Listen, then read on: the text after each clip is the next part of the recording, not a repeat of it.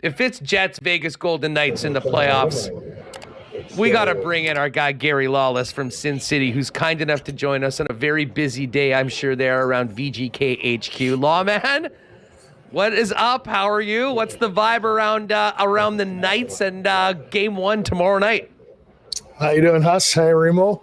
It's quite exciting. Team missed the playoffs last year, and a lot of people doubted this team, this organization, and 51 wins later, they're the top seed in the West and the Pacific, and ready to go. Mark Stone just spoke to the media downstairs and announced that he's going to play in Game 1. So that's a bit of a shot in the arm for the Golden Knights.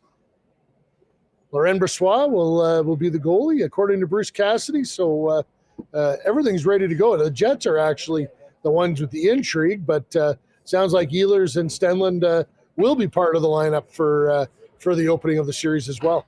We may as well get right to Stone.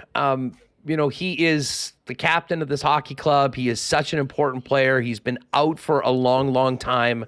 I kind of touched on this earlier on. I know there's a lot of people who think this is just some big master plan of cap circumvention, but he had back surgery. He's been dealing with this. He's been dealing with this for a long time. So the fact that he's been working towards trying to get here, how much can the Knights expect from Mark Stone? He'll be the spiritual leader. He'll be the heart and soul of the team. But I mean, going from 0 to 60 and entering into playoff hockey, I mean, it's no small task, even for a guy that's done what he's done there and throughout his NHL career. Yeah, he's one of the smartest players in the NHL. He has elite hockey IQ. So I think that immediately, he'll pick up the pace and his anticipation and all those things. It'll take a period or two for him to get really going in that regard. He's never been fast. That's not his game. So, and the other things, timing, making a pass, receiving a pass, all those things, they'll take a little bit. But we got a skills coach here at Misha Donskoff, and he's been working with Misha for a while now. So, I don't know, Huss. After the first surgery, it took Mark Stone a while to get back to being Mark Stone. I think this was a smaller situation with still back surgery.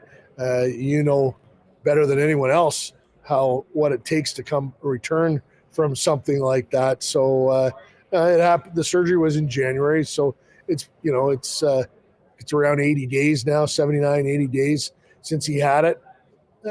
I would expect. Listen, Vegas is deep. There's the people that are taking out of the lineup to put Mark Stone in are good players. They've got quite a roster. Bluger they added at the deadline. He's not in. Dorofeev has been a really good rookie for them. Paul Cotter's not in. There's legit players out of the lineup. So Mark Stone will have to add more than just being a spiritual leader, or it'll be a short-lived experiment. Yeah, no, it's a great point. Gary Lawless with the Vegas Golden Knights joining us before tomorrow's Game 1 in the Western Conference playoffs. It's a juicy story with Laurent Brossoit going up against Connor Hellebuck, who, of course, they shared a crease with here in Winnipeg for a while. But I have to ask you about the team overall. Like, for people, who are not watching the late games and seeing how this team has done it, I mean, they were without their captain for half the season, and they had 4 different goalies play significant times in the net. They hit 50 wins. Bruce Cassidy had a massive impact the first year. How did all this come together, and how did they get through all that adversity that they dealt with throughout the year to be the team that was standing on top of the West at the end of 82?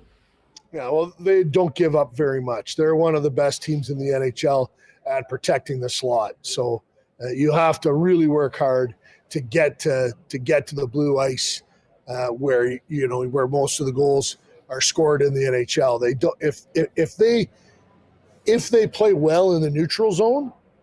There's a game against LA recently, a game against Minnesota, and a game against Seattle where they were really good in the neutral zone, and then they played their usual game in terms of protecting their own net, and they gave the high danger chances were like 3, 4, and 5 in those games. They don't give up very much. So you have to work really hard to get to that part of the ice. That's the Bruce Cassidy. He'll let you get the puck into the offensive zone and circle around all you want. When you try and come to the center of the ice, to the middle of the ice, that's when they get stiff and they defend. And they've got an excellent blue line. It's one of the best in the NHL. So that's how they won games. They don't have a 40-goal scorer. They don't have a McDavid or a Scheifele or a Kyle Connor. They don't have that type of player at all. Eichel can be dynamic at times, but he's really fashioned his game this year on being an elite two-way center. You watch Jack Eichel play, he works really hard in the neutral zone, and he's often first back down low. It's kind of like the Steve Yzerman book, right? You can score 100 points and lose in the first round, or you can change your game and be a 70-point guy and try and win playoff games. And that's what Jack Eichel has done. Hey, speaking of Eichel, this is his first chance to play in the Stanley Cup playoffs. I imagine This is a guy that's both incredibly excited for the opportunity, but also realizes that, what this team gave up to him. I mean, this is what it's all about, and this is when players are judged. What have you seen from him at the end of the season and just these last couple days, knowing that he's about to make his playoff debut? Well, he was banged up for a bit and missed a few games down the stretch, and then played in the last game against Seattle. And the first period, you could tell that he'd missed some time, but he picked it up later on. And listen, I've had a tremendous experience with Jack. He's been a lot of fun to deal with.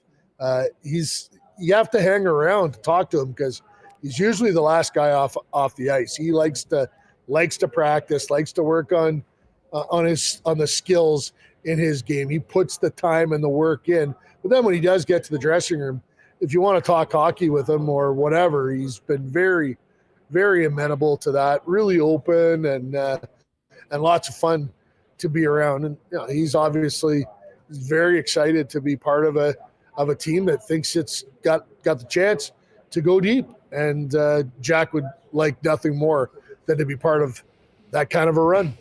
Well, Gary, I was hoping we might have the opportunity to do this heading into the first round of the playoffs. It is 5 years since the first HNL series where Vegas won the first time.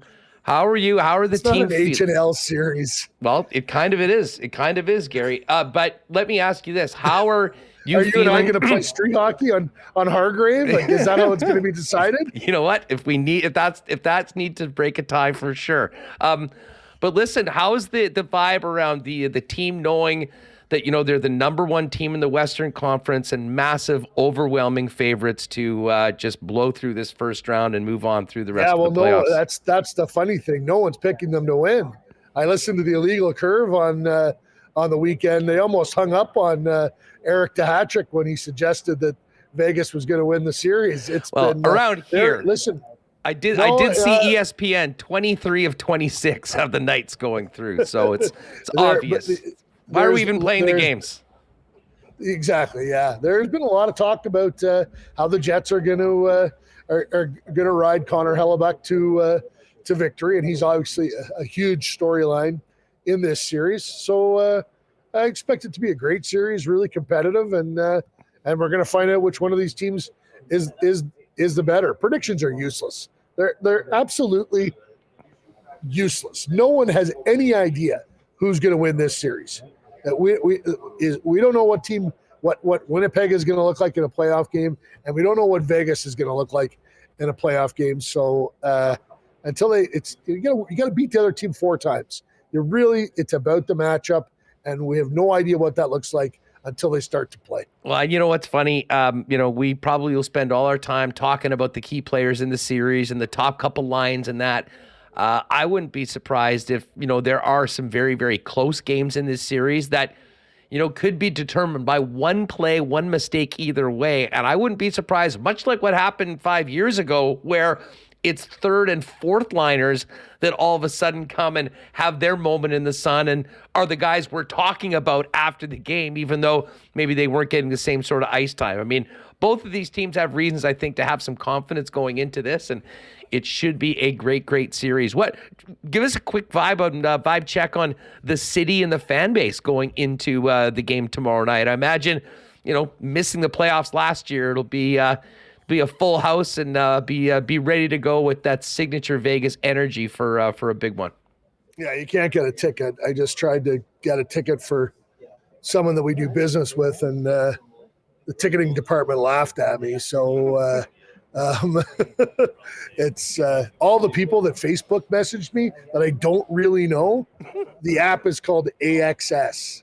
Like it's people that I haven't spoken to in like 7 years. Hey, Gary. What's up? I know it's a long shot, but I'm like, yeah, it's a real long shot, pal. Give me a break. However, we would find a press pass for you, Les. Well, I'll tell you what. I had just gotten back from Toronto last night. The timing of it didn't work. You went to eat poutine rather than cover in Toronto, rather than cover a hockey series in Vegas. You get a fail. We didn't even know it was a series in Vegas until halfway through my time in TO. What I should have done was just not taken the return flight and gone straight from there to Vegas. Hopefully that's the first smart thing you've said on this segment. Hopefully it'll be a long series and that there will be an opportunity to get back there. Either way, I'll look forward to seeing you for games 3 and 4 here in Winnipeg. I was going to wish you good luck, but I'll do that if you manage to get through the first round, and we'll go from there. It should be a good one, man. Thanks for doing this, though, and we'll look forward to seeing you back here. All right, pal. Talk to you soon.